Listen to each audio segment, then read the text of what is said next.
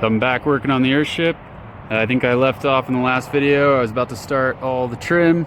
In the last video, I think we built the overhangs in front of the east and west door.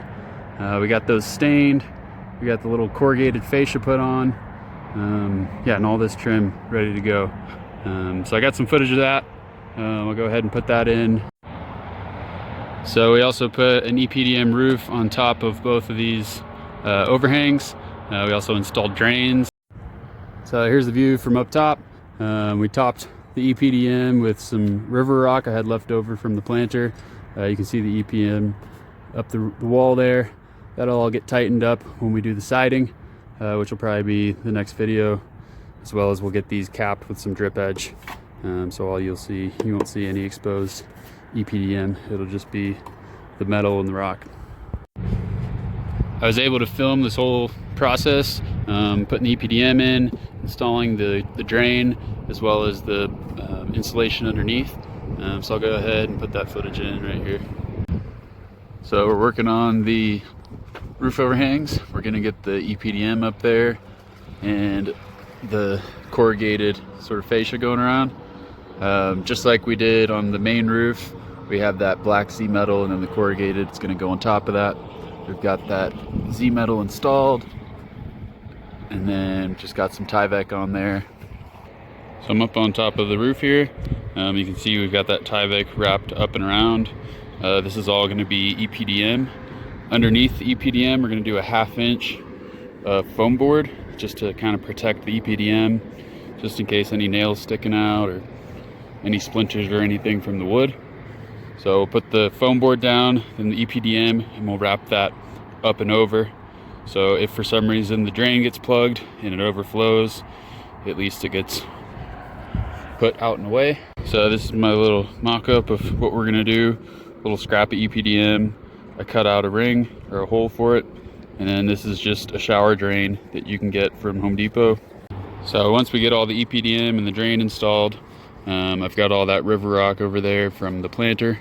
We'll go ahead and kind of spread out some river rock on top of this. So you probably noticed this little stainless steel scupper as well. I'm not sure if I'm going to use it or not. I might put this underneath the roof here, so to send the water out, so that drain will just drain into the scupper and then it'll be sloped and just run out. Not sure if I'm going to go that route or just connect some plumbing, some PVC pipe to the drain and just run it into a gutter or rain chain or something like that. Those are kind of the options I'm going between. So this is the EPDM we're going to use. It's 25 feet wide. That's what the roll is. So we're making squares. So we're cutting it in half, which is 12.5 feet. So it's 12.5 by 12.5. All right, so I just cut that hole out of the roof. It's big enough. It's big enough just for this section to go through. So this little lip with these feet will just sit right there. Again, that distance will be taken up with the 1/2 inch foam board, and then the EPDM will sit on top. So it should be nice and flush for the water to flow into. This whole roof is also sloped. I think it drops about an inch, inch and a half from the back to the front.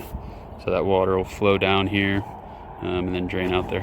So we've got that foam board going in.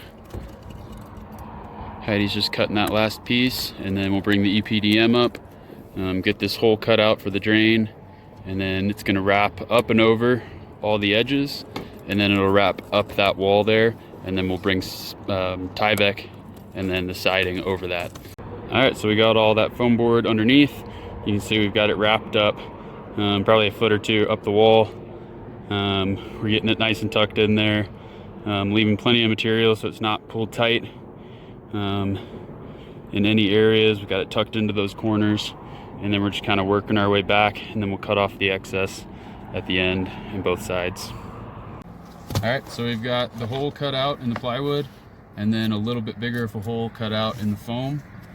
That's going to allow this to sit in there, and it's just lower than the height of the foam. I went ahead and traced on the EPDM where that hole is, and then I'm going to slide a piece of wood underneath. I'm gonna get this piece here centered on that hole, and then I'll trace the diameter of this in there and cut that out. All right, so now that I've got the diameter of this traced inside that circle, I'm gonna go ahead and cut that out carefully.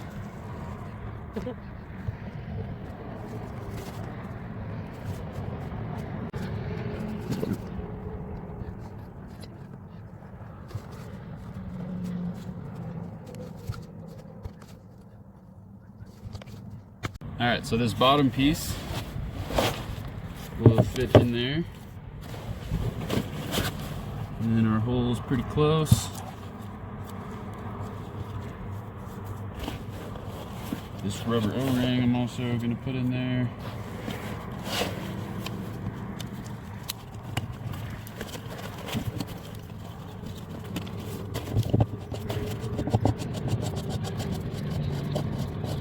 So this is the finished look. You can see that drains in there. Left some room with the rocks, and then it's all full. So that backside there, that siding is going to come down and cover up that EPDM. On these edges, we'll have a little bit more hanging over, but we'll probably trim that off, and then it's going to get capped with some metal drip edge. All right, I haven't filled much of it, but we've been getting all the window trim on. You can see we're using this flashing tape going all the way from glass to glass. This is 6-inch wide. Our trim is 4.5 because it's covering up the 3 2x on the backside. You kind of see this side's still here. This side I just scored with a knife and then peeled it right off. So I'll just run a blade down there and this will all peel off. I also cut an angle. I think I did a 7-degree angle on the bottom piece of trim, and then matching it on the verticals. So those go right in like that. All right, yesterday we got all the center trim done.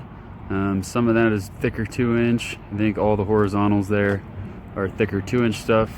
The 2 outside verticals are 2-inch, and then we had 1.5 in between, just because that's what we could get at Lowe's. So we've still got the smaller side windows to do. The perimeter around these side windows, we ended up having plywood, so that's an extra 1/2 inch past the glass there. You can kind of see with our temporary blocks how it had to step to hold the glass in. So this is the trim I'm making. You can see we've got a little 3/4 inch step there, and then 1/2 inch deep for the thickness of the 1/2 inch ply. This is how we're getting around that. So this part will actually be on the plywood, and this part here will be on the glass. The way I made this trim, I didn't have a dado blade to take all this out, so I just cut 1/2 inch depth all the way along with the table saw, and then used the router to get, next couple inches out of it all the way down, and then we were able to flip it vertically, run it through the table saw to get that bottom stuff. So the same thing we did in the middle, we're getting flashing tape taped over that step there. We're not too worried about how high this is going now. Like I said, that 3/4 inch trim is going to come over, and then we can cut it with a blade to get it exactly where we need it. So we're being sure to start with our flashing tape on the bottom, so then our vertical pieces can come down and be shingled correctly over that, and then we'll finish with the top piece so that if any water does get in, it has a way to travel all the way down and not work its way into the building. Alright, so now that we've got all the window trim done, we've got all that fascia, all the overhangs done, our next step is going to be getting the finished siding on. If you remember, this is just plywood that's painted gray, so we got that metal flashing above the windows all ready to go, all that flashing tape. So we just need to get some more corrugated metal, the rest is corrugated, and then we're gonna cover all the plywood and finally finish the exterior of the building. So hopefully the next video, this whole area will be nice and finished, and then we'll be ready for the rock work and flagstone.